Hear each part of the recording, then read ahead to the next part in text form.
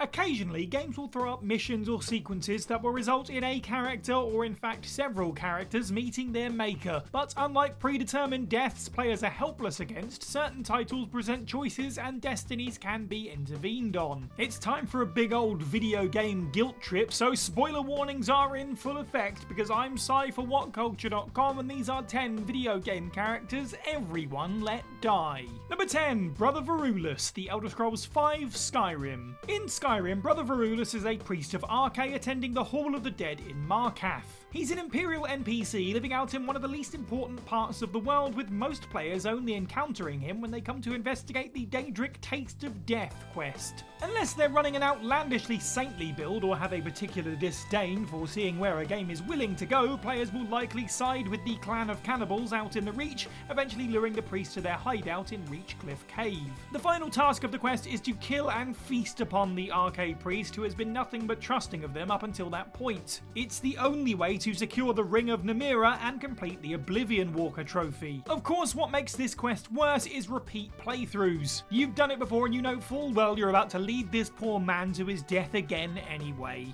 Number 9. Mordin, Mass Effect 3. Level-headed, wisecracking and loyal till the end, it's no wonder Mordin Solus is one of Mass Effect's most beloved companions. And by the time players got to the third entry in the trilogy, everything was set up for his perfect sacrificial send-off. Having initially worked on the viral genophage, the scientist's demise comes as he ensures the survival of the Krogan, distributing the cure from atop a collapsing tower. Snuffed out in an instant, it's ultimately a bittersweet moment, with Mordin not able to see the fruits of his labour pan out. Players can save him, but it denies the scientist his redemptive finale, and one that he deserves. Plus, to be fair, it's not exactly easy to accomplish. Players need to make 3 specific renegade choices over the course of all 3 games, ultimately concluding with them preventing Solus from going up the tower during his loyalty mission. It also requires plenty of reputation as a renegade to complete. Number 8. The Vault Dwellers, Fallout New Vegas. New Vegas is a game filled with choices and decisions that can have huge impacts on a playthrough. However, one that lives on in infamy involves the side mission Hard Luck Blues. And yet, whilst it's regarded as one of the most morally ambiguous decisions in the game, the vast majority of players will find themselves making the exact same decision. This mission has you travel to Vault 34, having been told that radiation spilling out from the building is ruining the crops being grown in the surrounding area. However, arriving at the vault will reveal a number of trapped dwellers inside. Players will then have to choose whether they shut down the vault's reactor, trapping the people, or set them free but have the area contaminated for the remainder of the game. The trolley problem. Always a good philosophical debate. Oh wait, you've already picked your option. Okay. In a trademark example of sacrificing the few for the many, most Fallout players tend to put the needs of the dozens of NPCs reliant on the crops ahead of the handful of dwellers living inside Vault 34. Sorry guys. Number 7. Lord Shimura, Ghost of Tsushima. Another morally grey choice in video games that isn't actually too morally grey when it comes down to it. Lord Shimura is the mentor and uncle of the playable hero Jin in Ghost of Tsushima. Embodying the traditional values of the samurai, Lord Shimura is all about honour, and, well, more honour. Throughout the game, Shimura and Jin come into constant conflict over their different tactics on the battlefield, with the elder mentor scolding the protagonist for his dishonourable acts. At the end of the game, things come to a head and players have to duel their uncle directly. When you win, you have the option of choosing whether to spare Lord Shimura and let him live, or give him an honourable samurai death. Off the bat, this is one of those video game choices where developers are ramming a specific option down the player's throat. Not only do both men tout this as being a fight to the death, with Jin even preparing a nice poem, but Lord Shimura begs for players to put him out of his misery once he's defeated, as there's no way for him to live after such dishonour. With Shimura thanking Jin and assuring him he will see him again in the afterlife, it's hard to imagine anyone opting to go against his wishes and keep him around after the finale.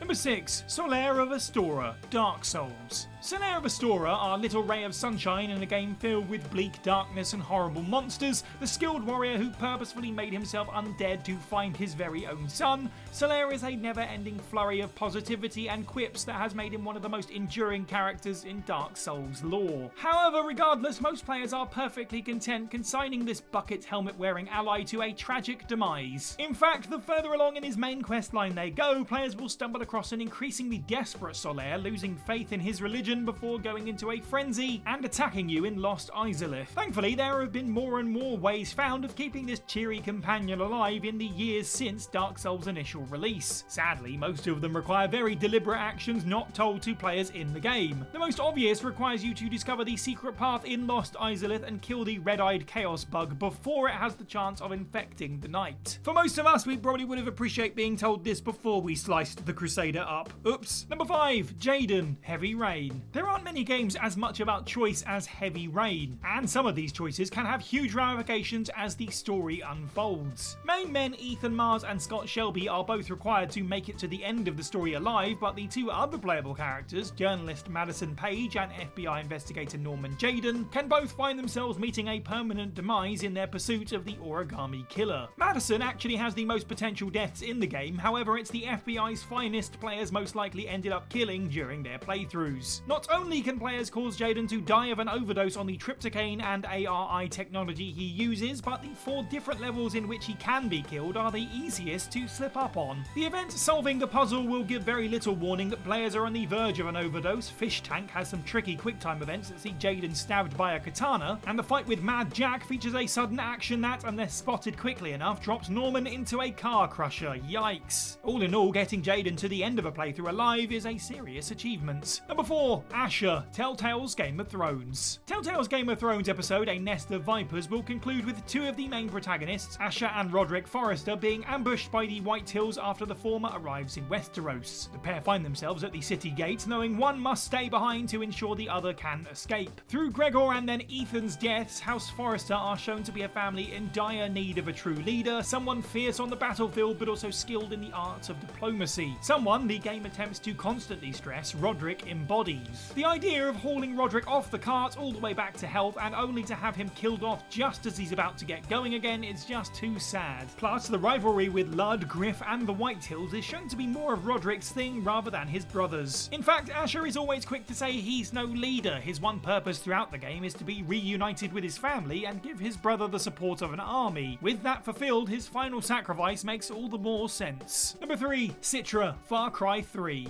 Across Far Cry 3, players spend their time running around the Rook Islands looking for Jason Brody's friends. Along the way, they will encounter Citra, the alluring leader of the Rakyat, who ends the game asking players to kill their friends and embrace life on the islands as the group's leader. Not only will choosing to side with Citra lead to the deaths of all of Jason's friends, but it'll also trigger a big hint from the developers that you made the wrong call, with Jason himself being killed off by this rebel leader turned wannabe goddess. Overall, most players make the far more sensible decision to stick to their mission and choose their friends. However, doing so will cause Citra's death when she steps in the way of Dennis's attack on Jason. And whilst it's a sad moment for Brody, it's one we're fairly confident in saying he'll get over once he's back to civilization. Number 2, Matt, Until Dawn. Slashers are filled with characters written in to inflate the body count, and that is the role Matt has been given in Until Dawn. In all honesty, even he spends most of his time wandering around wondering what he's supposed to be doing in the game. Ultimately, Matt is the easiest member of the party to have killed off due to how many seemingly unimportant decisions can have an effect on his fate. To keep him alive, players have to disagree with Emily over going to the fire tower, not hit the elk with the axe, keep the flare gun, and then choose to save Emily twice and hit a target. Bear in mind, these are all split decisions players need to know to make in advance or stumble upon, and they don't take into account various quicktime events or actions needed during each chapter. Once more, keeping Matt alive also requires players show patience and compassion to Emily, who is certainly less than pleasant to them. Players who decide to teach Emily a lesson by being less compliant with her are often unwittingly choosing to let Matt meet his maker. And number 1, Zoe, Resident Evil 7. Resident Evil 7 Biohazard kicks off with players being introduced to protagonist Ethan Winters, who is shown driving to Louisiana after receiving a call from his wife Mia. Mia has been missing for 3 years, and her message leads Ethan to a derelict estate that has been infected by a biological weapon spilt across the area. Zoe is the youngest member of the Baker family living at this estate, and she routinely gets in touch with players to offer assistance. Near the end of the main storyline though, players will escape the house and be presented with the option of giving one remaining serum to either Mia or Zoe. Whichever one players choose will be cured and depart the house with Ethan, leaving the other to their fate. Your loving wife that has summoned you here after being missing all those years, or a total stranger and the daughter of the cannibal family that has just put you through hell. Tough choice, that one. Putting aside the game's DLC, which does show that choosing Mia does result result in Zoe's survival via someone else, the reality of the choice comes down to save Mia or save no one. If you select Zoe, she dies just minutes later, and Mia eventually also perishes in the game's final act. If you pick your wife, your entire drive for the game, then at least someone makes it out alive. And that's the list. Let us know what you thought of this video down in the comments below. Which of these characters did you let die? And of course, let us know of any others that might fit in with this theme.